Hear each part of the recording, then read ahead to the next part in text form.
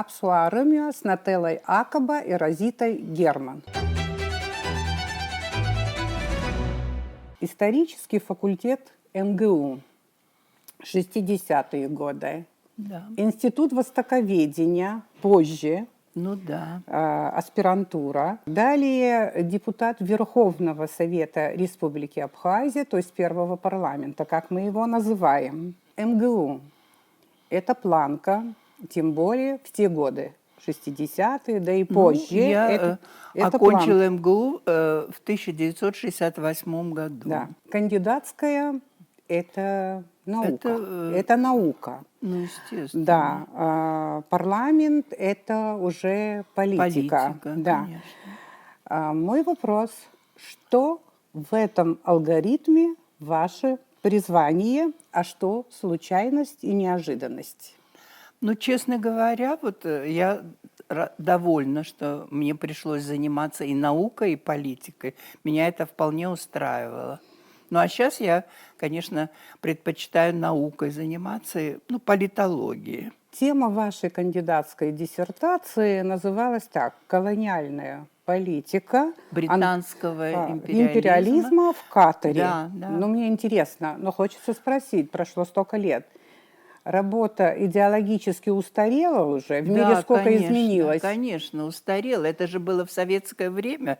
Тогда вот другие были совершенно подходы ко всему этому. И мне вот эту тему навязал мой научный руководитель. Это не я придумала такое. Кстати, тогда вот, когда я в аспирантуре училась в Институте Востоковедения, Владислав Григорьевич там уже работал. И, кстати, он был очень авторитетный сотрудник, его так все хвалили. Скажите, вы себя ощущаете между наукой и политикой, или, скажем, ваша наука началась и закончилась кандидатской диссертацией? Ну, скорее всего, да, конечно.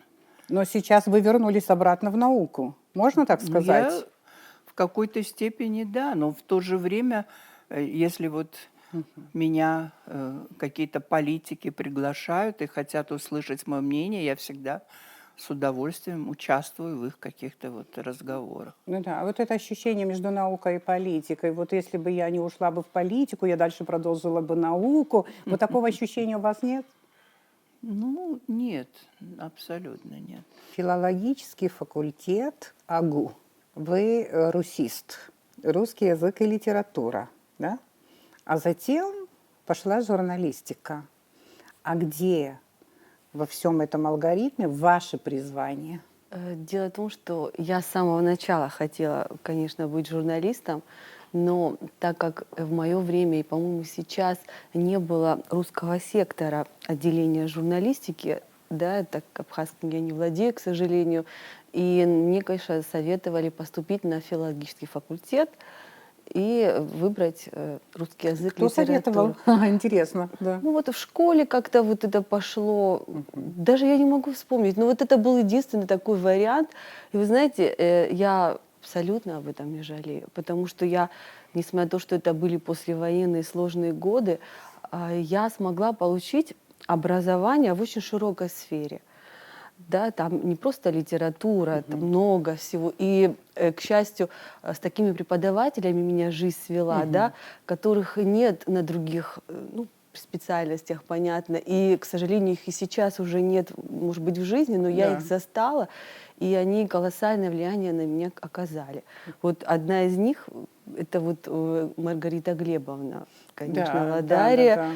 Я просто вот сохранила вот память о ней, потому что она действительно заставила Она занималась Тургеневым, я думаю, Тургенева вы наизусть знаете. Неправда, она мне его совершенно не навязывала. Да. И я как раз пошла в сторону Достоевского. Да? Да. Но мы хотели все посложнее, там, где, да, когда моложе, хочется, чтобы быть более... Но я хочу сказать, что вот она фактически заставила меня своими мозгами писать дипломную работу.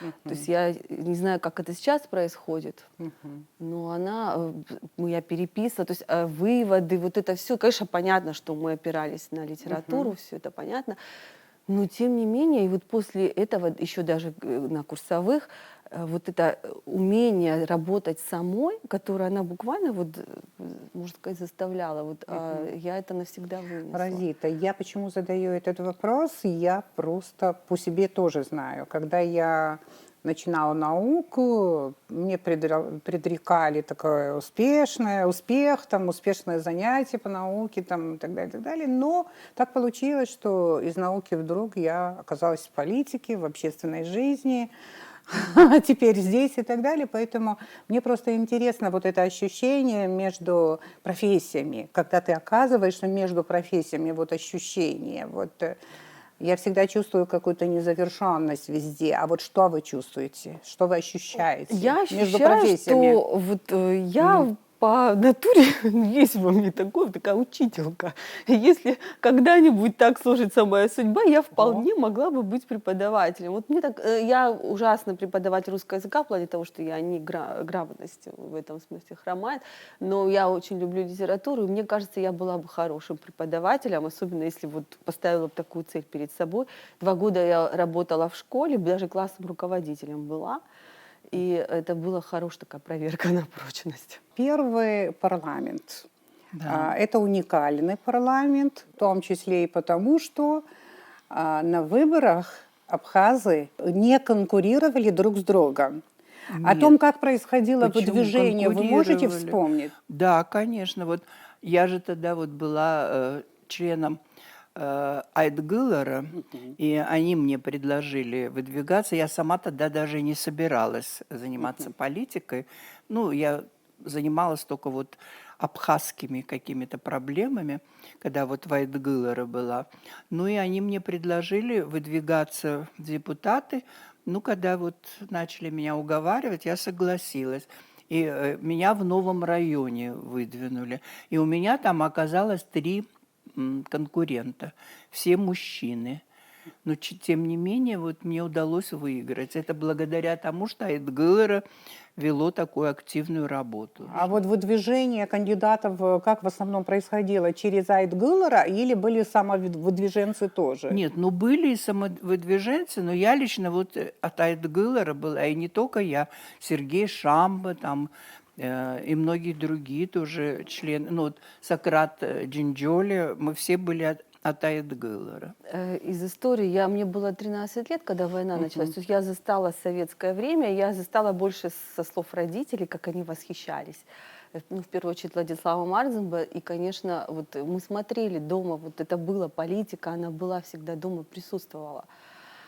Я помню очень такие отрывочные сведения с того времени, но моя профессия, на самом деле, заставила меня намного глубже войти. И вот сейчас уже мы имели возможность, да, я вот говорю, определенный круг людей, вот, прикоснуться к такому архивному проекту. И я сама даже делала интервью с людьми о воспоминаниях о том времени. И в частности мы говорили о первом парламенте.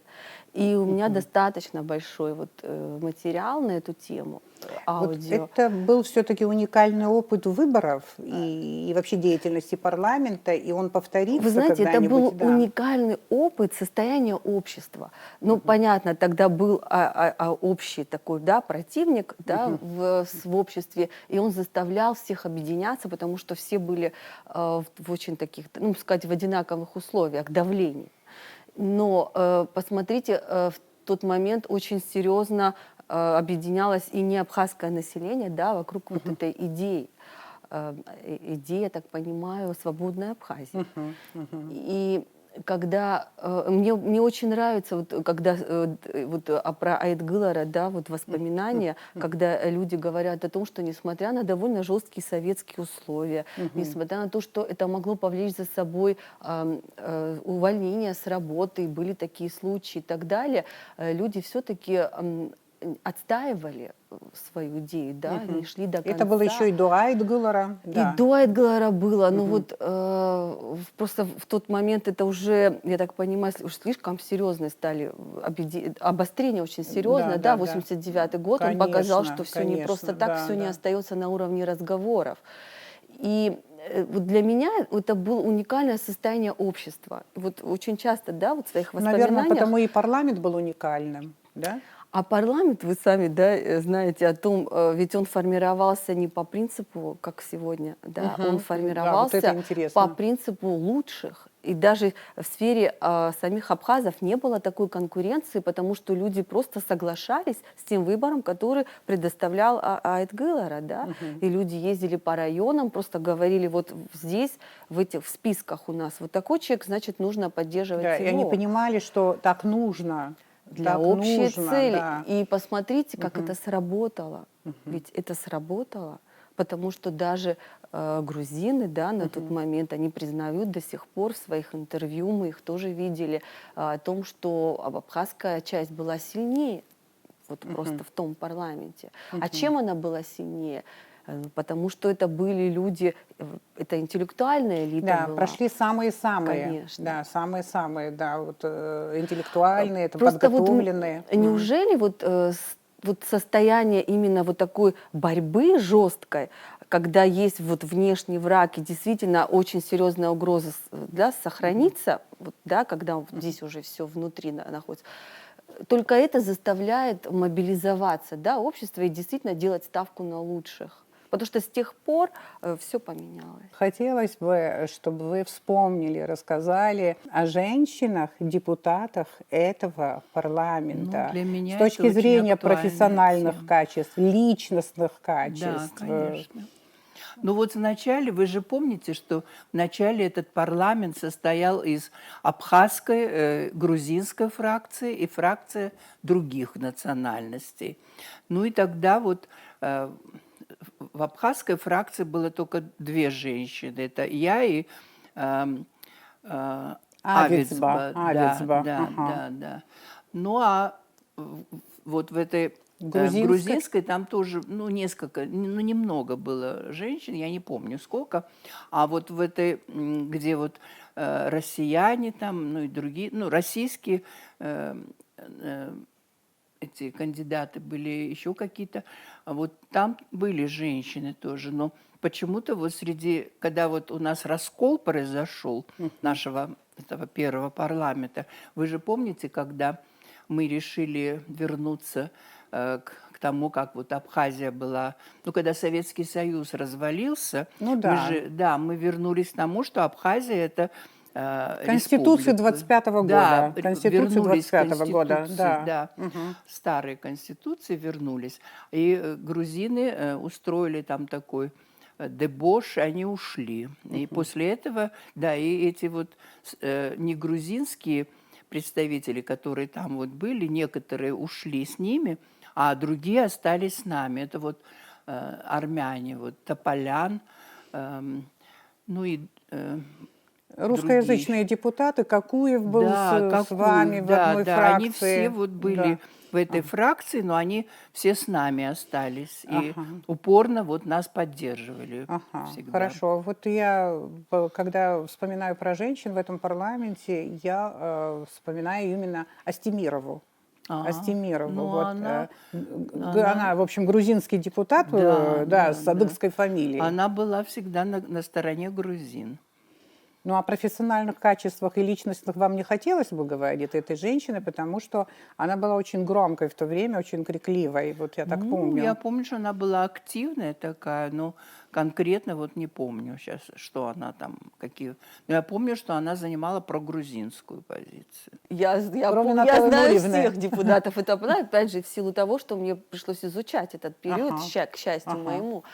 Ну, конечно, Анатолию Нуриевну я знаю. Вот Ну, это давно, первая да. женщина, которая вот приходит на ум, когда мы говорим абхазские женщины-политики. Да, Анатолия. Ну и кроме того, у нас как-то вот, я работаю на радио Сума, там такой Сергей Огаресов, вот он даже говорил, Анатолия Нуриевна — это бабушка абхазской демократии. Для меня, то есть она вот смогла соединить в себе вот такие роли. Ну И, да. в общем-то, то, что она Ну, закладывала... другие депутаты, женщины, которые были, мне интересно, о них что-нибудь вы знаете? Абхазские депутаты? Нет. Я Вообще знаю, что женщины-депутаты этого парламента. первого, Золотого? Первого, да. Ну, там еще была, я знаю, Астемирова, Ну, да. известная, да, но она как бы грузинскую часть Ну да. представляла. Я еще, больше, по-моему, я не знаю, кто еще был вот из Но компании. вот если о профессиональных качествах мы ничего не знаем, потому что парламент этот вообще работал короткое время до Да, войны, да, потом грузинской да. фракции больше, понятно, что и не было после войны, поэтому мы ничего не знаем вот за этот период о каких-то хотя бы личностных качествах и так далее. Какую роль Астемирова играла в обществе, которое находилось на краю войны? Вы можете что-то знать об этом? Нет, я вот больше знаю о роли А почему она абхазской запомнилась? части. Тогда там ведь еще А были потому что женщины. очень многие люди вот именно в своих интервью вспоминали о какой-то вот такой негативной роли. Скажите, в парламент вы избирались, насколько я понимаю, только один раз. Да, Ваш парламент работал с 91 по да, по 96 год. 96-й, Потом да. вы не избирались, вы Нет, сами решили прекратить депутатскую деятельность или как получилось? нет, как-то вот у меня уже не было желания заниматься депутатской деятельностью, но хотелось заниматься вот как-то вот в поддержку интересов Абхазии. Я пыталась что-то делать. Но я тогда вот занималась правами человека. И какое-то время были министром информации. Ну да, в 94 году я вот, кстати, предложила Владиславу Григорьевичу, давайте создадим в Абхазии Министерство информации и печати. Он Ну да. согласился. Ну а потом в 95-м что-то он мне сказал, давайте лучше мы не будем Министерство информации и печати вот содержать, а вы станьте председателем руководителем Апсны Агентство, пресс. информационное Да. агентство, да, А да, я да. сказала, нет, я вот хотела бы все-таки, чтобы у нас было вот это министерство. Ну и я ушла оттуда и стала заниматься правозащитной деятельностью. Ну а потом Хорошо. стала только правами женщин Да. заниматься Ну, я это с спрашиваю еще, 99 да. года.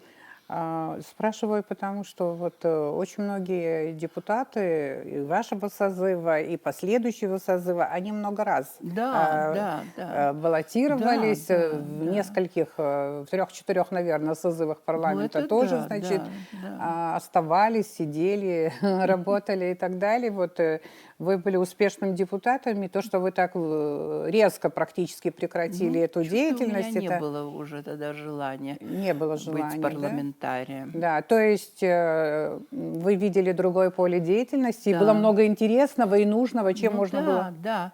Мне вот хотелось тогда работать в гражданском обществе. Вы человек неравнодушный, давно знаю, если даже как-то это происходит на расстоянии, я читаю, я вижу вас в разных проектах, на разных площадках. Будучи вот таким активным человеком, насколько я знаю, вы ни разу не выдвигались в парламент, хотя вот я знаю, что в Сухуми очень многие вас и любят, и уважают, и ценят, но а почему так получилось? Все в парламент хотят, а вы нет. Вы сейчас серьезно, да, меня? Да, это я вот серьезно спрашиваете? спрашиваю, да, Ну, серьезно. Ирина Шатунова, у меня даже мысли такой не было, нет, потому что несмотря на то, что я как человек все-таки неравнодушный, я все-таки считаю, что нужно говорить, и мы можем что-то менять, но я разочарована вот в способности, ну, может быть, своей личной, да, что-то менять в такой сфере. Во-вторых, если говорить на то, что я женщина, а сегодня, вы понимаете, да, то есть политика, это вообще стала абсолютно мужской сферой, и женщины там существуют номинально, вот на мой взгляд, и это чем дальше, тем больше. И если вот вы вспоминали первое время, да, в Золотом парламенте у абхазов тоже вот яркая была вот Нателла Нурьевна, нам некого вспомнить, но дальше все-таки женщины были в парламенте, вы тоже были, ну даже 3 было, был период, когда 4 было женщины в Да, да, было парламенте. такое. Но параллельно с этим в кабинете министров были женщины, да, там вот, ну пусть тоже немного, но были. А Сегодня у нас 2 женщины в парламенте, а в кабинете министров в руководстве 1 женщина. А в самом кабинете министров, где 14 министерств, всего 2 женщины. Та же Кристина Озган и исполняющий обязанности министра культуры Динара Смыр. Я не знаю, корректно ли проводить параллели с российскими 90-ми, но для вас вот что это за период, 90-е годы? С чем они ассоциируются? На что вы обращаете внимание прежде всего? Конечно, они были такими еще, пока вот у нас пессимистические такие были настроения, потому что мы чувствовали, что тогда вот Россия не поддерживает Абхазию. Тогда. Ну вот, как я уже сказала, Ельцин занимал такую чисто прогрузинскую. Тем более, пока был Шеварднадзе во власти, он полностью поддерживал во всем этого Шеварднадзе. Да, это сложный период выживания. Я в 96-м году окончила школу, потом поступила в университет, училась. Просто в то время были живы мои родители. Я очень хорошо помню, как они меня очень сильно оберегали от вот всего, что да, вот происходило. Папа водил меня в школу, там по дороге на работу. Ну, в университет я уже ходила сама, но они все время как-то вот нас встречали. Мы не могли, как сегодня молодежь, спокойно ходить на какие-то вечеринки, хотя хотелось, да, куда-то не отпускали. Вот там. Вот я вспоминаю, что был такой жесткий контроль, потому что просто я очень сильно обижалась. Сегодня я понимаю, да, почему он продиктован. Да и тогда было понятно, но мы же молоды, нам казалось, что все не так страшно, да. Сейчас, оглядываясь на тот путь, который мы прошли, я понимаю, что, конечно, это серьезный путь выживания. Особенно моя мама этим не занималась, да, вот мандарины не возила на псо. Но очень многие женщины в нашем окружении вот таким способом выживали, кормили семьи свои. И вот у меня 90-е годы ассоциируются, ведь это очень долго продолжалось, вплоть до 2000-х, да, вот люди этим выживали. Вот у меня ассоциируются вот эти вот холодное время года и мандарины, и невозможно осенью просто переехать границу, если мы куда-то собирались, мы перекладывали или делали заранее, да, эти поездки, потому что знали, что границу переходить в это время невозможно. Еще вот такой вот вопрос. Вы многие годы в политике, даже когда вот активно уже перестали вот заниматься политикой, все равно есть ощущение, что вы остаетесь в политике.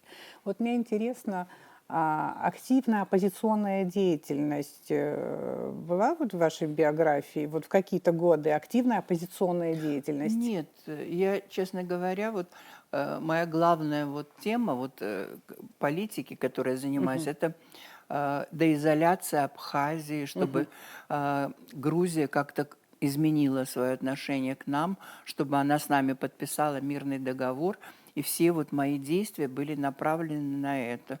И я пыталась, вот когда я работала в Ассоциации женщин Абхазии, и меня часто отправляли вот в какие-то страны, и я там пыталась вот, чтобы люди понимали суть вот этого грузино-абхазского конфликта и какие зверства они тут творили, и чем это все завершилось, и что нам необходимо, чтобы грузины отменили вот это вот закон об оккупированных территориях. Ну, в общем, я пыталась как-то вот, чтобы более объективный был подход к Абхазии, но, к Ожидаемых сожалению, результатов нет, пока нет. Вы вот на разных площадках всегда вот как живая струя, но, возможно, я не все о вас знаю, вот и потому хочу спросить, когда-нибудь вы оппозиционной деятельностью активно занимались? Когда-нибудь? Знаете, я в своем резюме написала, что я 9 лет работала в нужной газете. Да. И я как бы считаю, что да, в моем случае и вообще как бы да, это была независимая журналистика. Но мы очень тесно тогда работали с оппозицией, но просто я уже потерялась, потому что эта оппозиция становилась властью, потом опять оппозицией, потом опять властью. Я вот уже сейчас, по-моему, на моем пути это власть, вот, с которой мы работали. Тогда она была оппозицией. Ну, я сейчас так вот по основным фигурам мыслю. И я очень хорошо тогда вот была вхожа вот на все эти пресс-конференции, на все эти, да, то есть 9 лет это довольно серьезный опыт, который очень серьезно, конечно, повлиял на мою дальнейшую деятельность, но в то же время и, в общем-то, заставил меня отойти от политики. Потому что я вот, уйдя из нужной газеты, я перестала заниматься и писать статьи на политическую тематику. Хотя я занимаюсь темой общества, и так или иначе это все равно оказывается, да, вот каким-то таким Особенно, когда ты пишешь о гражданской активности, это часто сопряжено с политикой. Но чисто политикой я не занимаюсь. Разные оценки вот НПО. Да, А мне вот вот это наиболее правильно с непонятно. вашей позиции, какое отношение с вашей позиции? Ну вот я считаю, что гражданское общество – это очень важная часть любого демократического государства. И, кстати говоря, я вот, когда еще Инал Ардзенба не был министром иностранных дел, он часто сюда приезжал, и он с Сурковым тогда очень дружил. И Суркову я говорила тогда, что вот я знаю, что в России есть такие очень хорошие неправительственные организации, которые занимаются проблемами ну, защитой прав женщин, прав детей и так далее. И я говорю, вот мы тоже этим занимаемся, и нам бы хотелось сотрудничать с российскими организациями. И я знаю, что там есть фонды такие, которые финансируют деятельность вот этих вот организаций. Я говорю, я не имею в виду вот этих, которые работают за счет международных каких-то западных там организаций. Да. Поэтому и сказала вот этому Суркову, что я говорю, вы не могли бы помочь, чтобы чтобы мы какие-то совместные проекты реализовывали с этими российскими организациями, такими позитивными. Он говорит, да, мы этим займемся, но так ничего и не было сделано, и никто нам ничего не предлагал. Вот российские НПО с нами как-то не сотрудничают, и это меня удивляет. Международные организации, которые сами, в свою очередь, финансируются, да, вот из разных тоже источников, а почему они не имеют права принимать участие в восстановлении, да, вот Абхазии вот, после войны? Да, ведь какая-то доля международного сообщества в том, что происходило в Абхазии, тоже существует. Второй момент. Что касается нашей отчетности, да, нашей прозрачности. Но с точки зрения информационной, я заметила, что, конечно, благодаря соцсетям в последние годы гораздо больше информации стали сами НПО о себе говорить. И я готова принять критику в адрес того, что в прошлые годы было меньше информации. И, может быть, еще и поэтому общество немного, да, не немного, а довольно-таки серьезно настроено против. Но что касается... Ну, то есть сами НПО, их деятельность должна быть прозрачной, Вот вы сегодня признаете это? но вот что Да. касается прозрачности, Ира, Да. я договорю, ведь посмотрите, мы работаем в соответствии с законами, да, мы отчитываемся, нас ежегодно проверяет Министерство налоговое, да. Я вам больше скажу, все, что мы делаем, мы работаем по перечислению банков, это все легко проследить, и мы вот в Гарантбанке, Ну, да, у вас проекты какого характера? Вот, например, вот у вас. у нас проекты вот, мультикультурного характера, и с женщинами мы занимаемся. Также мы занимаемся экологией, то есть у нас на эту тему. И мы больше, да, тоже видно то, что мы делаем, это в информационном плане, но ведь мы еще проводим какие-то мероприятия, да, и поэтому все, что мы делаем, можно проследить на нашей странице. Я за этим очень слежу. Я просто хочу сказать, что мы даже предоставляем свои проекты банку, да, вот когда да, вот мы работаем с банком, чтобы они видели, на что конкретно, да, мы тратим свои финансы. да. Просто это к вопросу о том, как легко проследить, да, чем мы занимаемся. Но то, что я понимаю, что вопросы сейчас приходят еще за рамки, да, вот именно нашей цели, потому что мы понимаем, что наш стратегический партнер принял закон о иноагентах, который постоянно дополняется, и там еще новые, да, категории появляются. И, конечно, эта ситуация не может отражаться на нас, да, мы идем в фарватере, и поэтому я вот именно с этим связываю ухудшение, да, ситуации в обществе. Кто может анализировать или мониторит проект на предмет каких ценностей, какие ценности они пропагандируют, распространяют, воспитывают и так далее? Есть ли это нормальные ценности, мы должны об этом знать. Они нормальные или ненормальные? Да, Сейчас но я не это же, цензор, конечно, Ирина, да. но ведь можно Да. проследить Да, по да. тому, что происходит в абхазском обществе, какие ценности здесь укрепляются именно с помощью НПО. Да? Опять же, не просто на слово кому-то Да, проверить, а да. действительно изучить конкретную работу. Вы упоминали сегодня про женский форум, вот в самом начале вот Да, нашей да, беседы. да. И я вот вижу, что подряд уже много лет или несколько лет идет этот женский форум. Вот сейчас тоже вот он проходил, этот форум. Да. Наша съемочная там работала, мы Да, снимали и так да. далее. Потом Это я было смотрела это. 15 декабря. Да, я смотрела это в эфире и Да. так далее, но вот у меня возник такой вопрос, не знаю, резонно, не резонно. В этой аудитории я не увидела женщин не НПОшников. Все, кто сидел, в Нет, основном были, НПО. были там не Это так НПОшники. задумано, приглашают вообще других женщин, которые играют какую-то определенную роль в обществе, чем-то они занимаются и так далее. Или вот не поняла вообще Нет, там было формат. много Да. разных женщин. Ну, в частности, я тоже там была, хотя я сейчас уже не НПОшница давно. Ну и еще какие-то были там женщины, которые не работают в НПО. Да, но вы в НПО сейчас не работаете, у вас нет проектов в НПО, да? Нет. Первая попытка была год назад, но надо сказать, что до этого действительно несколько лет назад Ассоциация женщин Абхазии, Нателла Нурина, они как раз первые проводили женский форум. Но я просто помню период, когда я была в оппозиции и возглавляла, по-моему, единственную такого рода организацию в абхазской Женщины в истории «Женщины в политике». И я, когда узнала, что проходит женский форум, а нас не пригласили, я была просто удивлена. Сейчас, когда я смотрела ваш форум, вы знаете, мы снимали, мы сняли и показали, как могли и так далее. Предвзятого отношения у нас Нет, абсолютно не было. я даже Я очень просто удивлена обратно была. посмотрела, кто же там участвует.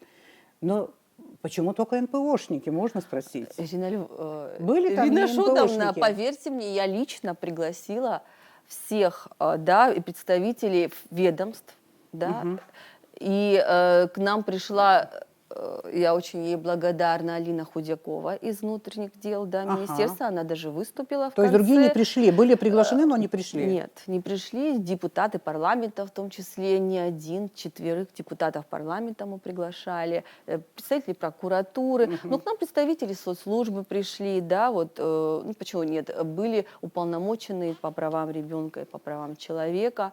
Ну, конечно, да, представители.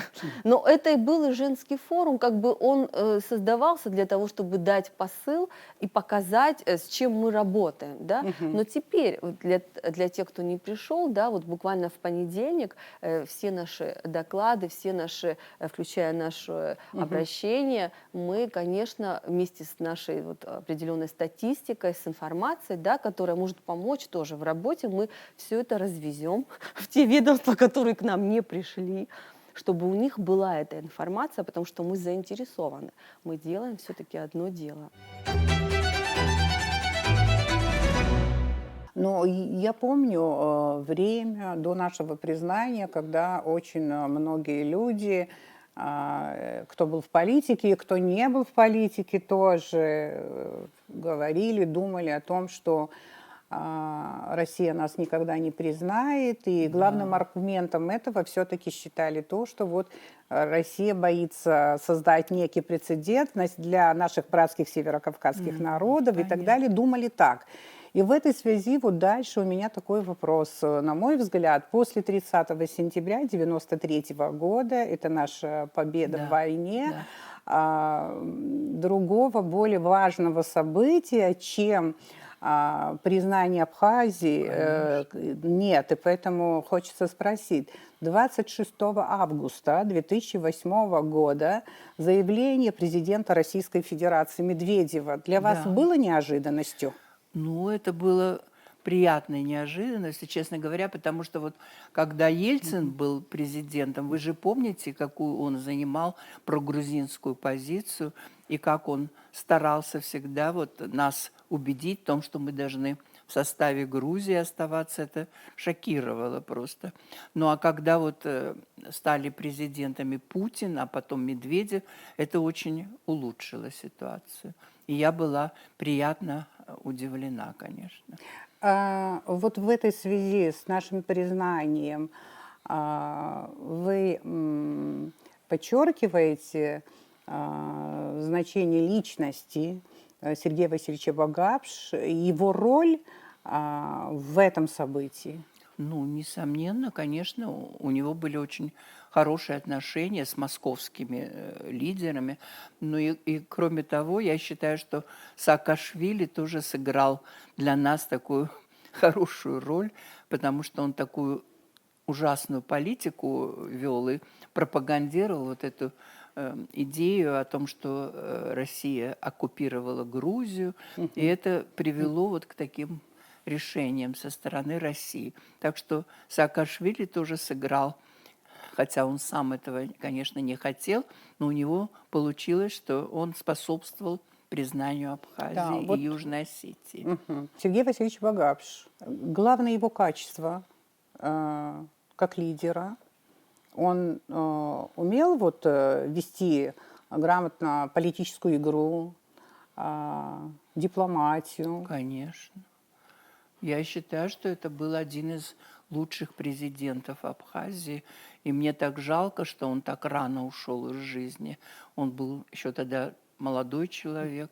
Ну, он, конечно, очень был мудрый и порядочный человек. Несмотря на то, что я в то время, как журналист «Нужной газеты», очень много участвовала, не как я была журналистом, и меня приглашали на различные переговоры, которые тогда очень интенсивно шли. Вот в рамках грузино-абхазского переговорного процесса приезжали сюда всякие западные чиновники, ну вот переговорщики. Очень активно шла, если вы помните, последний Ну год. да, конечно. И, наверное, более опытные люди могли догадаться, что происходит какая-то ситуация вокруг статуса.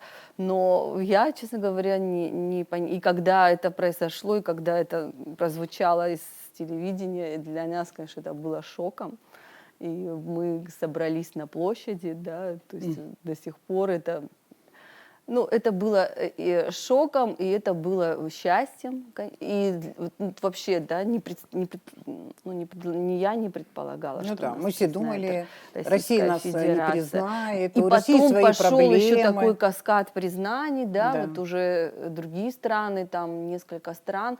И ну, это был момент эйфории, скажем так. Но я понимаю, что процесс не завершен. Да? Ну да. Процесс не завершен, и нам очень много нужно работать в этом направлении.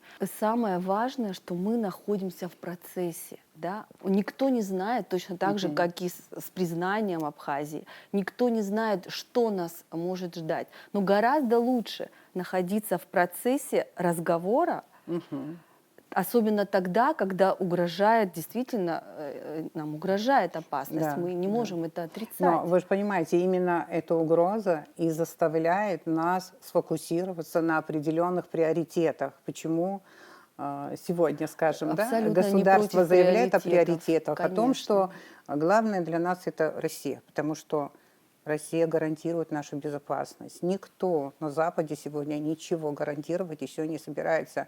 Но это не говорит о том, что перспективы мы должны быть в изоляции. Вы не только политик, но и эксперт по проблемам, скажем, женщин, права женщин, вот и так Это далее. для И меня поэтому... такая тема очень чувствительная. И вот я хочу задать вопрос. Слабые позиции женщин в абхазской политике, чем они объясняются? Ну, во-первых, у нас в обществе все-таки преобладают такие гендерные стереотипы, что женщина – это мать, это хозяйка, что она должна заниматься своей семьей, обеспечивать вот членов своей семьи всеми необходимыми вещами. Ну и как-то вот мало кто считает из мужчин, что женщин в политике тоже должно быть немало. Ну и потом вот у нас нет такой, не все женщины вот проявляют такую солидарность женскую. Потому что я вот смотрю, когда выборы происходят парламентские, и выдвигаются женщины, очень редко за них голосуют. Поэтому у нас в парламентах так мало женщин всегда. Мужчины в этом жесткой борьбе за ресурсы, да, вот в этой конкуренции они выигрывают у женщин, потому что у женщины помимо политических каких-то амбиций, у нее масса других вещей, которыми она обязана заниматься в силу того, что она женщина, и у нее в первую очередь, да, есть дети, семьи, им нужно заниматься еще и этой стороной жизни. Просто вот в такой жесткой конкурентной борьбе, чем дальше, тем больше доступ к ресурсам означает, да, вот быть ближе к власти, тем, мне кажется, меньше женщин, или же они будут, вот, ну, не хочу никого обидеть, достаточно формальные. Ну, посмотрите, наша интеллигенция. Они не попадут туда уже никогда. Никогда. Вы посмотрите, с чем сопряжена сама вот эта форма политической борьбы, да, с такой грязью. Во-первых, во-вторых, обязательно нужно собрать всех родственников, друзей, задействовать маломальски. То есть энергичные молодые люди, они сегодня их время, понимаете? Ну да. А вот вы говорите об интеллигенции, у них кроме имени, может быть, там, да, еще каких-то других ресурсов нет. Поэтому вряд ли они окажутся в парламенте, в частности, если их не поддержит да, какая-нибудь вот тоже власть в том числе или оппозиция, если их не профинансируют. Потому что своими ресурсами, не обладая той энергией и таким потенциалом родственников, как у кого-то другого, им просто не выиграть. Вы не втягиваетесь в политику, но озвучиваете, поднимаете очень много значимых общественных проблем. Вы вдохновляетесь отдельными людьми, я это вижу, да? Много у вас героев, мы их называем спикерами, телевизионщики говорят спикеры, вот героев ваших публикаций в социальных сетях, вот, да. Но даже вот такой активностью вы никого не раздражаете, абсолютно не агрессируетесь, отличаетесь какой-то щепетильностью. И я вот начинаю думать, как же это вот удается разить, да, в нашем обществе, где почти все разделено на белое и черное, да? Ну, позиционировать таким образом. Это вот какая-то осознанная, корректируемая позиция, Конечно. да, или вот так получается? Ну, с одной стороны, это часть моего характера, почему я и не могу работать, да, вот в активной журналистике, потому что я сама избегаю конфликтов, у меня такая жизненная стратегия в силу моего, да, это не всегда хорошо, но просто, то есть я боюсь конфликтов, я боюсь вот скандалов, и я не смогла бы переживать то давление, которое, да, переживают, допустим, журналисты, которые активно находятся в своей профессии. И второе, это, конечно, действительно осознанная позиция, потому что я понимаю, что негатив, он, к сожалению, он очень хорошо воспринимается, потому что, ну, правда, люди готовы скорее критиковать, да, чем хвалить. Но при этом, чтобы двигаться вперед, нам необходим позитив. Вот вперед двигает все-таки вот больше, да, вот позитив. Вот. И к тому же есть достаточно людей, которые могут о негативе писать и говорить, это важная часть. А я выбрала для себя вот именно исходя из позитива, знаете, какого тоже позитива. Для меня очень важно созидание, да, я когда его замечаю, и неважно, это не в рамках делается проект, потому что очень много из того, что я пишу, это больше половины, это не связано с проектами, это просто мое личное желание что-то делать и писать, что-то снимать. И я всегда говорю о том созидательном вкладе, который носят люди в развитие Абхазии. Потому что вот именно человек для меня вот это самое интересное вообще, что может быть в жизни, и это меня питает, в принципе, как... Ну, журналистика, в которой вы работали, независимая, скажем, да, в которой вы работали раньше, и вот журналистика та, которая сейчас вот занимает социальное пространство. И если коротко сказать, уже, наверное, очень большая разница. Это уже очень сильно все изменилось. Ира, мы живем в эпоху, когда умерли газеты. Вы заметили это? Да. Когда умерло радио частно. Слава богу, существует еще Абхазское Да, государственное радио. стараются Оно ребята. как памятник Да, вообще, да, вот радио вообще. В мире, может быть, в других странах другая ситуация, это от других каких-то вещей зависит, но у нас так. И наши дети уже не будут знать, что такое газеты. Ну да. Это так. Но, а мы ведь застали расцвет послевоенной, скажем так, независимой прессы. Я помню, какие тиражи были большие у «Нужной газеты», там, у «Эхо Абхазии», как нас ждали люди из районов. И я помню человека, который развозил газеты, там вызванивали, встречали, быстрее мы ждем, когда вы наконец привезете. Но качество Было. журналистики изменилось, правда же? Ну, Вот, потому что остались блогеры. Да. Потому что появились социальные сети. Вообще можно сетовать, да, но это факт, и нужно как-то наоборот подстраиваться. Вы сами видите, да, вот в принципе журналистов осталось, чистых журналистов осталось мало. На смену журналистике приходит блогерство, да, это там, где более человеческая позиция более четко окрашена, потому что все же журналист, он считается человеком, который подает разные точки зрения. Тема прав человека, прав и свобод человека в связи с тем, что мир очень сильно сейчас изменился.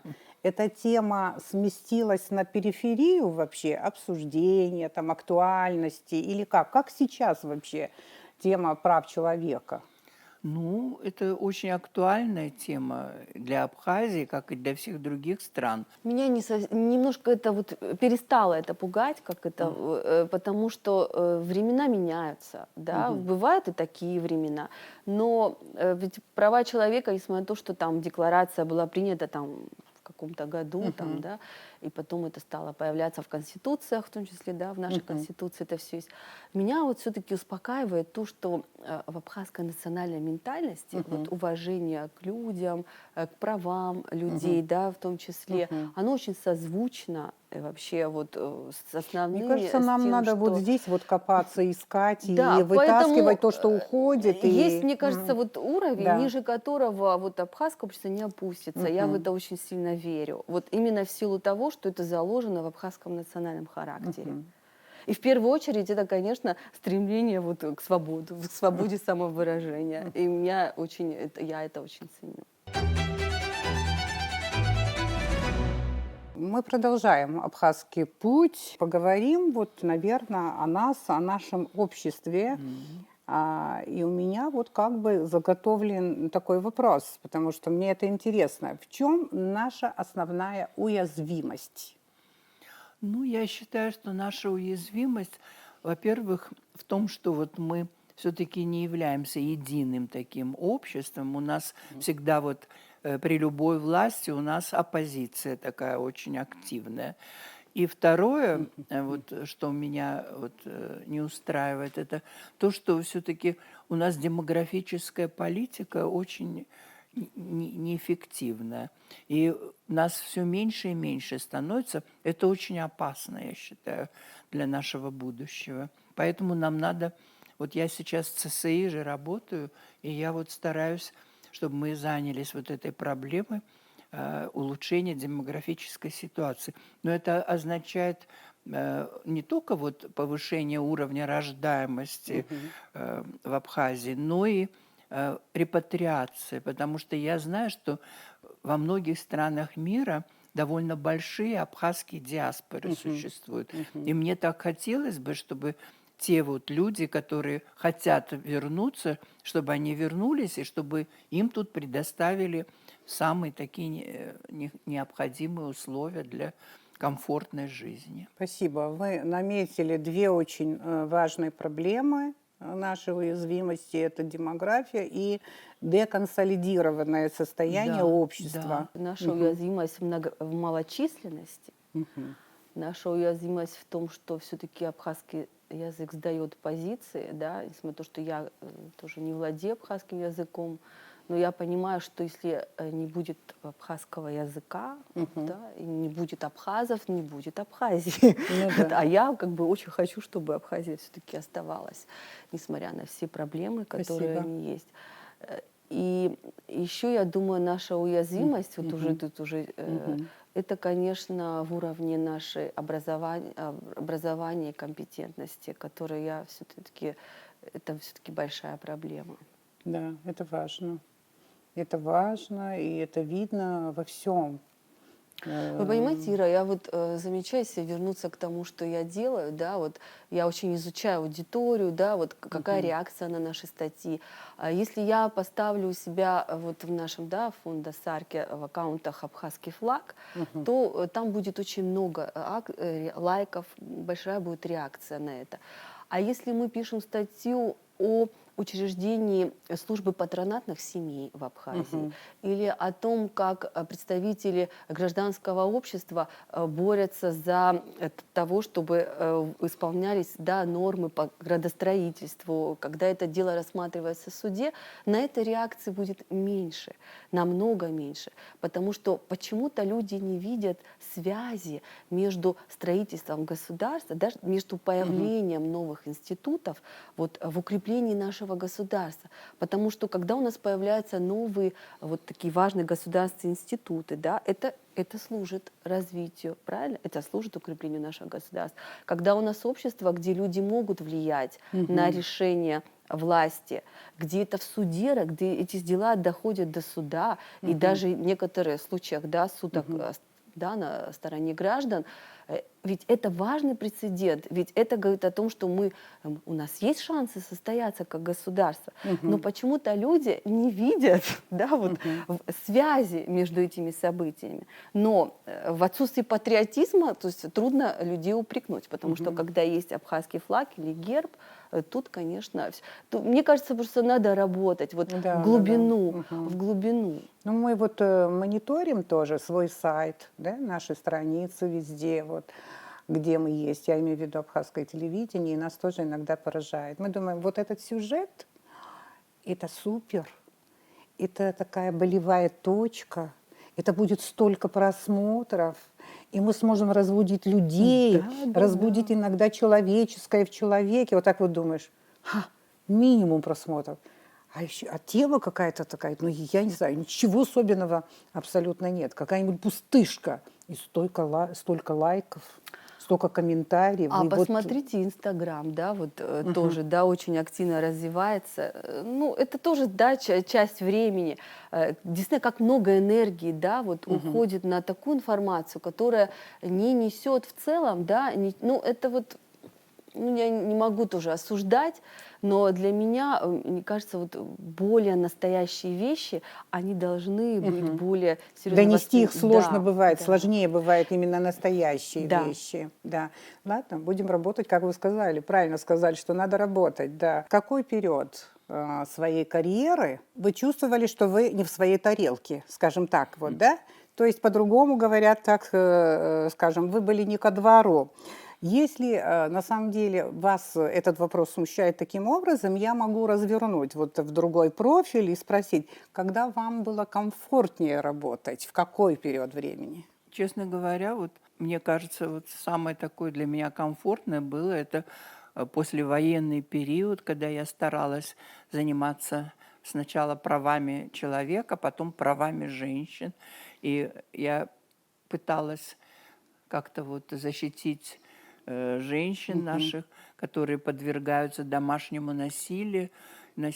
И мне кажется, вот эта работа была очень важной, но, к сожалению, эту проблему не удалось решить, конечно. Знаете, вот я по-разному можно отвечать на этот вопрос, Да. но в принципе я довольно комфортно, я и сегодня, да, вот довольно комфортно себя ощущаю, если вот судить по каким-то, да, вот универсальным вещам, потому что я все еще сама определяю свои приоритеты, то, чем я занимаюсь. И я сама выбираю для себя и даже время, когда я это делаю. И то, чем я не хочу заниматься, никто меня, да, вот не может заставлять. Что касается вот даже работая в нужной газете, там нередко возникали, да, вот конфликты, да, бывали ситуации, но всегда редактор брала на себя этот удар. И то есть мы очень, ну я за себя говорю, я почти не ощущала его. То есть если вдруг я там что-то, то есть это всегда отвечала она. И то есть сказать, что я вот я просто научилась ценить действительно со временем вот те вещи, которые они у меня есть. И это блестяще. Я, слава богу, что в Абхазии я могу это делать и делаю. то, что я люблю делать. Семейные ценности — совершенно другой вопрос уже. Ну, это как бы вот такая шаблонная тема — семейные ценности. Я попробую внутри этой темы какие-то детали. Недавно я слушала интервью, в общем, в интернете одного известного деятеля, и когда я дошла до того места, где он говорит о том, что он не чадолюбив, то есть он не любит детей, Удивительно. я уже закончила Это смотреть и наш слушать. местный был? Нет. Слушать интервью. Это российский Понятно, деятель один, понятно. я просто перестала его дальше слушать. Кошмар. Как вы думаете, что важнее семьи? Семья – это неотъемлемая часть любого общества. И тем более у нас вот на Кавказе семья всегда очень играла важную роль. И, в общем-то, люди все как-то старались в своей семье только хорошее делать. Но, конечно, к сожалению, иногда бывали вот эти истории с домашним насилием, когда избивали там женщин, детей. Это все бывало, но все-таки в целом семья – это очень важная часть нашего Но общества. каждому человеку понимание того, что семья — это главное, наверное, приходит в разное время. Даже сейчас мы наблюдаем за это, да, в разное время. Вот вы да. помните, вот именно приблизительно в каком возрасте вы поняли, что семья — это все-таки главное? Да, карьера, да, наука, да, политика, но семья важнее. Вот приблизительно, когда это было? Ну, честно говоря, вот я сама, когда вышла замуж и родила свою дочку первую, я тогда уже стала придавать очень большое значение семье. Для меня это было вот самым главным таким в жизни. Ну, я знаю, как вы относитесь к своей семье, поэтому Ну, и не только задаю к такие своей. вопросы. Я и Да. вообще вот считала, что семья – это очень важно. Наталья Нурьевна, вы вот в окружении ваших детей и внуков, внучек, которые вас очень любят. Наш общий с вами знакомый, человек, который сегодня тоже занимает очень высокий чиновничий ранг, возможно, что вы догадаетесь, он как-то в полемике с оппозицией, это было давно, он сказал, что его безопасность – это его дети. А что для вас ваши дети? Он очень хорошо сказал, мне очень понравилось и запомнила на всю жизнь, да. Ну, это, в принципе, Да. я с этим согласна. И, в принципе, вот я уверена, что от наших детей зависит будущее нашей страны. И вот если мы будем хорошее образование давать нашим детям и воспитывать их в таком патриотическом духе, это будет очень полезно для нашей Абхазии. Но важнее, чтобы человек был счастлив и гармоничен. Если ему нужна для этого семья, то, конечно, это должно быть на первом плане. Вот для меня, конечно, важна семья. Тут Но я когда не вы могу поняли, быть. что вы вот так думаете, что для вас именно семья очень важна? В каком возрасте, или вот скажем, ну когда? Вот это было в студенческие Вы годы, знаете, я позже, хотела, или вы я поняли вот это поздно? предполагала, что мы будем об этом говорить, и я вам скажу вот так. Ведь нас всех воспитывают, и меня воспитывали вот именно с точки зрения, что нужно быть... Я выросла в полной семье, я единственный ребенок, и понятно, да, то есть и это были зрелые родители, которые мечтали, чтобы я пораньше вышла замуж. И этой мечты у них, при их жизни она не Родители рано исполнилась. ушли, Ну да? да, вот уже, можно сказать, достаточно рано ушли. И я еще больше, да, вот я не знала, как жить вне семьи, да, вот даже вот родители, для меня было очень сложно, но, ну, в силу характера, конечно, там я уже смогла, как бы, да, в рост этот период пустить, но я вижу и обратную сторону вот этого всего в нашем обществе, потому что когда особенно девочек воспитывают только в идее того, что они должны выйти замуж и родить, да, вот детей, внуков быстрее. Ну, вы думаете, многие так воспитывают детей? Я вижу, как в каком неврозе живут вот в моем окружении многие молодые девочки, которым уже там 22-23 года, и Да. они еще не замужем, они там ни с кем не встречаются, какая-то большая проблема. То есть обязательно должна быть семья. Должны быть, и женщина не может не стать матерью. Мне кажется, вот испытав это счастье, это невозможно его не пожелать другой женщине. Ну да. Но тем не менее хочется, чтобы вот она просто была счастлива. Но именно так, как хочет она. Вот, и, безусловно, как бы реализовав все данные ей Богом, да, вот ипостаси. Вот мне кажется, в этом действительно вот счастье заключается. Но нельзя ни в коем случае какую-то одну сферу ставить вот в острый приоритет, да, и только вот в таком духе, да. Вот, я бы, например, своей дочери, у меня растет дочь, она очень маленькая пока, я бы ей сказала, что, конечно, я очень хочу, чтобы она была замужем, что у нее была прекрасная семья и больше детей, больше, чем пока у нас. Но пусть это будет чуть попозже, не надо спешить. Вот, как бы. Родители по-разному говорят о своих детях. Вот как в песне поется «Ни секунды покоя», или же учитывая специфику вашей семьи, что вы уже зрелые, вы взрослые, вы состоявшиеся такие, вот, да, молодые мама и папа, но тем не менее, да, это, если бы вам было бы там по 20 лет, другая ситуация была бы в этой семье. Этот ребенок, вот ни секунды покоя, или этот ребенок часть взрослой семейной коммуникации? Как у вас отношения развиваются? Знаете, я все-таки такая более традиционная мама. Вот я не из тех мам, которые водят детей на все свои мероприятия, которым дети не мешают в каких-то поездках. Я вот в этом смысле такая вот. Я буду сидеть дома с ребенком. Сейчас меньше стало возможностей выходить куда-то больше. Но опять я заметила, что вот у зрелых родителей очень много преимуществ в этом смысле, потому что я совершенно не жалею того, что я нахожусь дома, в семье. Какие-то ограничения. Потому там, что свобода, у меня да. было время заниматься своей карьерой, да, и будет еще. У меня было время заниматься там своей молодежной жизнью, друзьями и так далее. Я успела понять, кто я, да, чего я хочу. Я успела понять, чего я точно не хочу и так далее. И сейчас вот в таком состоянии какой-то уверенности, которую, в том числе рождение ребенка дает женщине. То есть ты можешь спокойно отдаться воспитанию, да, но так как у нас, к сожалению, нет возможности, да, вот там бабушки нам не помогают, мы сами, но очень, супруг очень сильно, да, помогает в этом смысле, и сейчас как раз вот у меня уже появилась ребенок в садике, да, возможность больше заниматься делами, больше, да, окунуться в работу. Я не говорю о том, что нужно обязательно ждать зрелого возраста, брать пример с меня и там дожидаться 40 лет, чтобы родить ребенка. Ни в коем случае. Конечно, это нужно где-то раньше.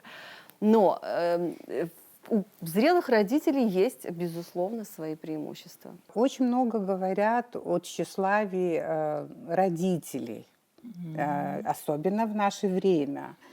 Музыка, языки, спорт чуть ли не с рождения пытаются загрузить детей. И, на мой взгляд, мы меньше всего внимания в этом случае, да, в этой ярмарке тщеславия, скажем так, уделяем вопросу воспитания детей. Как вы к этому относитесь? Что главное?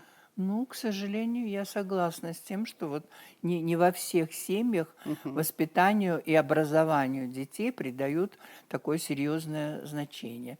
И надо, конечно, с этим вот что-то делать. И, кстати говоря, вот я считаю, что уровень образования в большинстве наших школ не слишком высокий. Если честно, я не считаю нужным вот заниматься таким пристальным развитием, вот как действительно там с 2-3 лет. Хотя, Ира, вот это неплохая тенденция в обществе, что люди стали очень много вкладывать в образование детей, начиная с раннего возраста. Это, скажем так, неплохая тенденция. Это хорошая инвестиция. Посмотрите, сколько открылось вот таких именно детских образовательных центров. И родители готовы платить и немалые суммы за то, чтобы там с детьми занимались. Сам факт, что вот именно такого рода развитие вот стало модным, это хорошо. Но мне так не нравится. А важнее что все-таки? Что больше надо давать? Любить ребенка надо и как можно больше времени быть с ним рядом. Да, это говорит мама, которая отдала ребенка в детский сад, но вот все другое время, да, я все-таки посвящаю ей. И какая-то должна быть середина, конечно, да, вот между этой любовью родительской. Но мне кажется, больше, чем развитие, им нужна гармоничная семья. Вот вы меня сами подвели к вопросу, который я хотела вам задать как раз-таки вот сейчас. Вот спрашиваю без предвзятости, Да. да? Что чувствует человек, который не владеет и не говорит на своем родном языке? Ну Что он да. чувствует? Но это вот, к сожалению, вот моя самая большая проблема, и мне так стыдно вот признаться, что я, к сожалению, ну, я понимаю, конечно, немножко, но говорить не могу. Хотя ну, я родилась в Москве, потому что вот моя семья была под давлением Берия, и мой дедушка подвергался, ну, Хуршид Шамба такой был, Да, да, с его, маминой стороны, с да, материнской. да, мамин отец, а мой папа воевал во время вот этой войны, Великой да, Отечественной. Великой Отечественной, и поэтому вот в Москве наша семья жила, и я до 10 лет находилась в Москве. А когда мы переехали в Абхазию, я стала ходить в 10-ю школу, и там вот изучала абхазский язык, конечно. Но, к сожалению, вот мне не удалось хорошо изучить. Это очень серьезная проблема. Вот лично для меня тоже, потому что для меня русский язык, он мой родной язык. Это единственный язык, на котором мы говорили в семье, да, где отец армянин, мама еврейка, которые тоже не знали своих. И, в общем-то, это была советская семья. Мой супруг, к сожалению, он абхаз, но он тоже не говорит на родном языке. И это очень большая проблема для нас, потому что понятно, что мой ребенок не знает языка. Но я уже поняла для себя, что ну, насколько я могу, да, я тоже не традиционный совершенно человек, да, воспитать самосознание, но у него есть бабушки, да, есть как родственники, к которым мы часто ходим, и живет, и растет она все равно вот, ну, в абхазской среде. Но я уже понимаю, что вот мы будем учить вот абхазский язык, конечно, вот как учат, да, вот другие языки, то есть он в любом, я уверена, вот, да, на каком-то уровне она точно будет знать абхазский язык. Может человек находиться вне идентичности, вообще вне идентичности? Да. Вот я, Да? мне кажется, я пример этого, потому что я не знаю, какой я национальности, да, вот, потому что я не чувствую вот этих, ну вот привязки к корням национальным. Вот так сложилось в моей истории, да, в моей семье. И поэтому я вот, когда я вот не знаю, что чувствует абхазский народ, да, когда вот такие серьезные проблемы возникают, и когда такая тесная связь с родом, вот, когда стоит такая, да, тема прям выживания физического, мне это непонятно, но я вот все время вот вижу это, да, вот, и мне это недоступно, это понимание. Но, тем не менее, я все-таки чувствую себя частью вот этого сообщества мультикультурного в Абхазии очень серьезно, потому что и представители фонда «Асарки», в котором я работаю, тоже представители разных национальных общин, и много наших проектов, которые мы делаем, они вот связаны с этим. И потому что там это понятно. Да? Мне это понятно, и мне всегда хочется отметить вклад представителей людей разных национальностей, да, в наше сегодняшнее развитие. Я вот, если просто сравнивать с другими странами, кстати, вот родственники моей мамы, они евреи, да, которые, бабушки там, да, приезжали, они ехали в Абхазии, никогда не преследовали, да, вот то, что они испытывали там с Украиной, я не помню.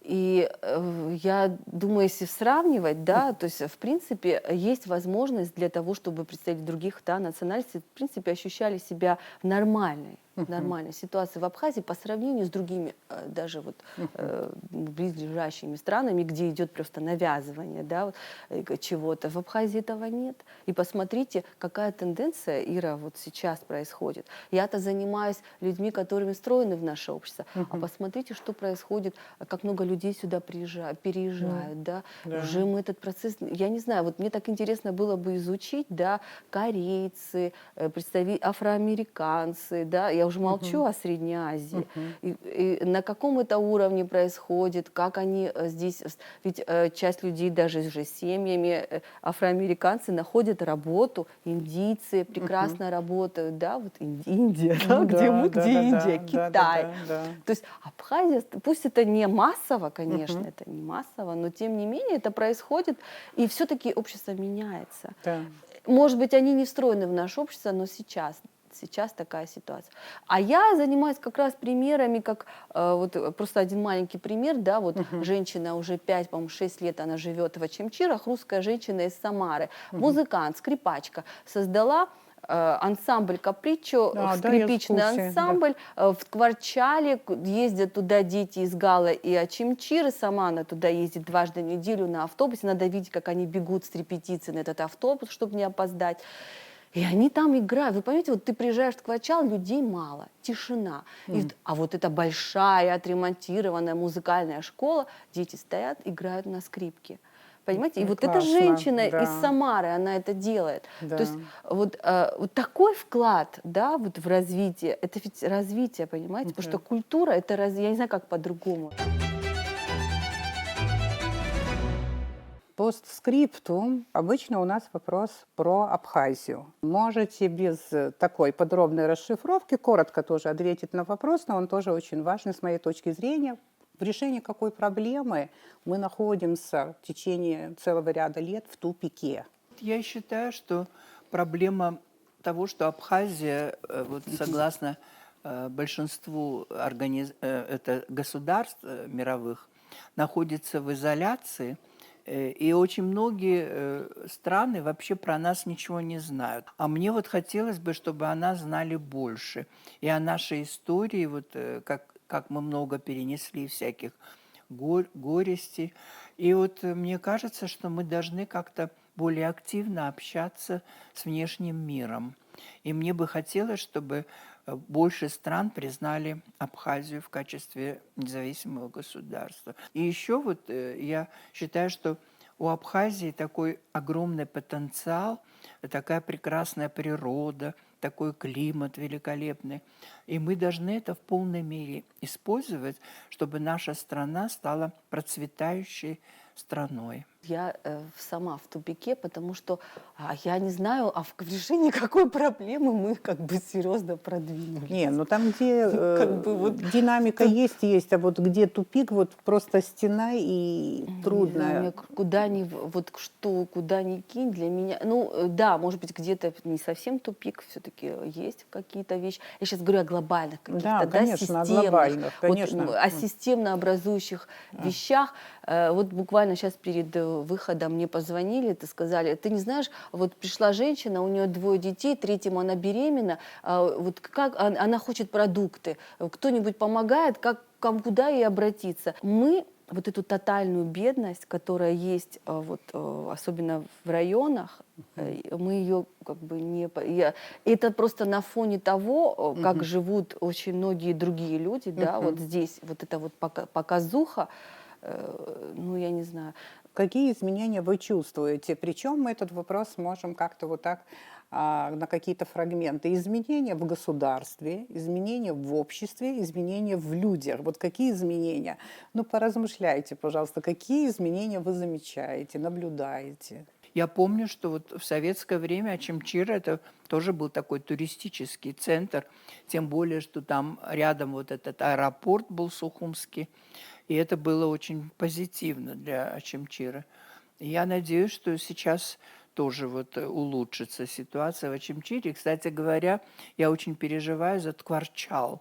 Такой раньше был, вот в советское время, я помню, я туда часто ездила, там моя тетя жила, такой прекрасный был город Ткварчал. И там такие дома были, которых вот мало было в Абхазии.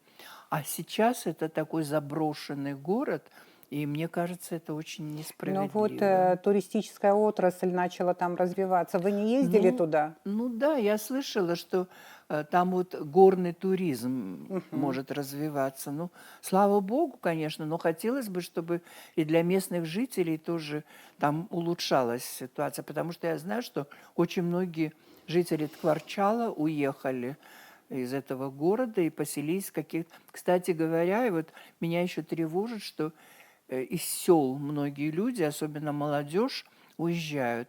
Вот все-таки в Абхазии села играли всегда очень большую роль для нашей экономики, для сельского хозяйства. Что для вас Абхазия? Нет, ну, я считаю, что Абхазия – это прекрасная страна, просто мы должны ее как-то вот улучшить ее, использовать потенциал ее. А меня очень тревожит, что многие молодежь часто поступает учиться вот, ну, в Москву или в какие-то другие города, и потом там остаются. Бывает, что даже вот они возвращаются на родину, а тут им никто ничего не предлагает, какую-то работу хорошую, и они опять возвращаются туда, где они окончили учебу. Это ни к чему хорошему не приводит. Молодежь такого рода, которая вот скитается то в Европе, то в Китае, то еще где-то, и они оказались еще в Абхазии тоже. И Мы что? беседовали, спрашивали, почему они не в России вот работают и так далее. Они говорят, что я, конечно, была удивлена, что Россия – это страна неудачников. Ничего Для меня это себе. было ужасно, на Странно. самом деле, Может, да. это они только вот в Абхазии такое говорили, а сами так не думают? Но они, видите как, они скитаются, и они там не живут, на своей родине. Удивительно. А я к чему хочу подвести? Вот я задавала вопрос, как вы Абхазию любите, да, и я со всеми недостатками и со всеми плюсами и ее люблю. У меня не Ну, возникает такой вопрос или же такое мнение, что это страна неудачников. Ну, А конечно. вы как ее любите? Вы понимаю, как вы ее любите, но сказать словами это возможно? Нет, ну, конечно, Абхазия – это прекрасная страна, просто, к сожалению, вот у нее враги есть, которые ей очень испортили жизнь, но надо с этим как-то покончить. Будем развиваться? У нас, я думаю, мы будем развиваться, у нас огромный потенциал, вот надо его использовать. Я на вашей странице прочитала так вот. Вы заметили, как много в Абхазии появилось красивых магазинов, кафе и салонов? Это пишет Розита Герман. Я все время стараюсь отслеживать, если уж сейчас мы говорим о позитивных изменениях, то вот мне все время хочется это подмечать, и вот Асарка только этим и занимается, можно сказать.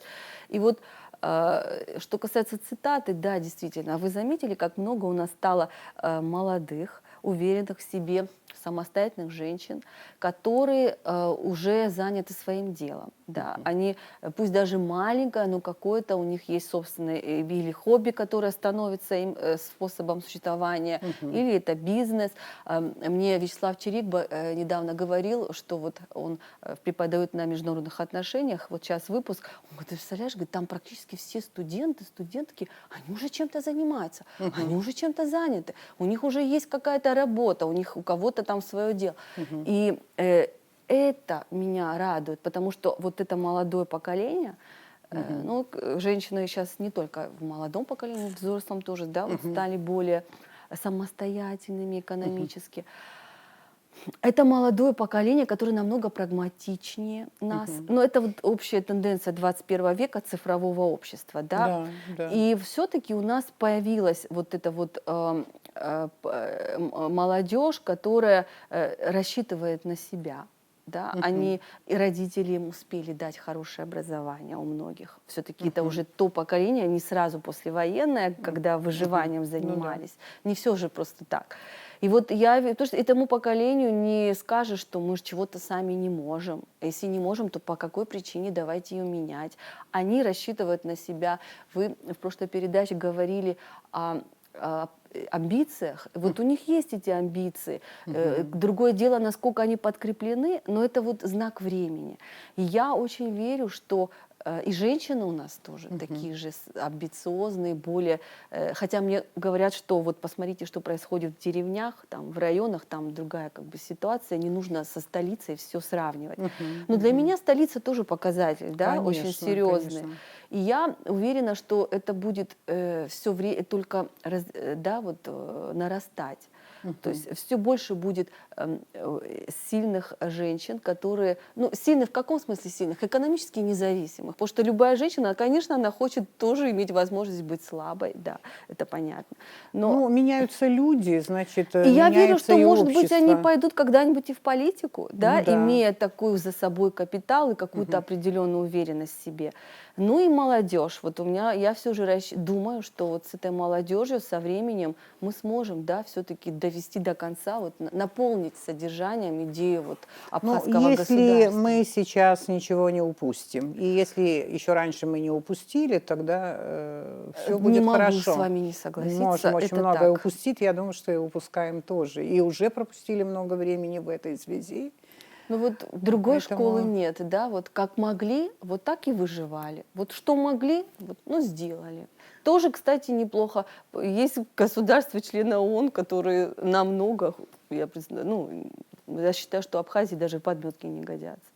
Спасибо большое. Нам пора остановиться. Абхазский путь продолжится. До Спасибо. свидания.